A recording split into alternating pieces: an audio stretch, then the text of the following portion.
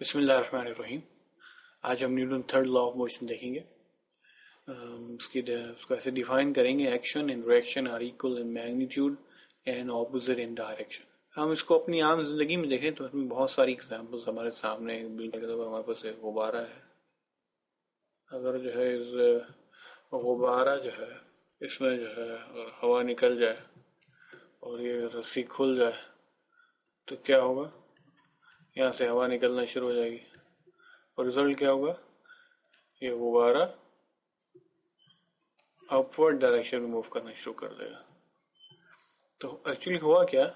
Action ये हुआ कि इस गुब्बारे की हवा निकली जो डाउनवर्ड डायरेक्शन में थी, और उसका रिजल्टेंट क्या हुआ?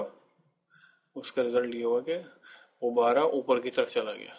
और उसकी मिसाल क्या ले सकते हैं? और उसकी मिसाल हम ले सकते हैं जैसा कि हमारे पास एक मेज है और इस मेज के ऊपर फॉर एग्जाम्पल कोई बॉल रखी हुई है। अब ये जो बॉल है ये इस मेज के ऊपर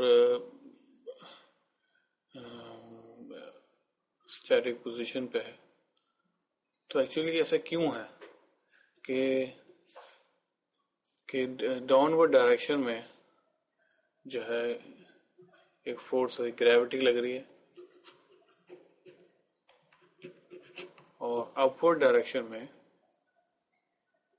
ये मेज जो है इस बॉल को होल्ड कर रही है, जिसकी वजह से जो है ये बॉल जो है ये इस टेबल के ऊपर मौजूद है। तो जो भी एक्शन होता है उसका जो रिएक्शन होता है वो इक्वल इन मैग्नीट्यूड होता है और ऑपोजिट इन डायरेक्शन।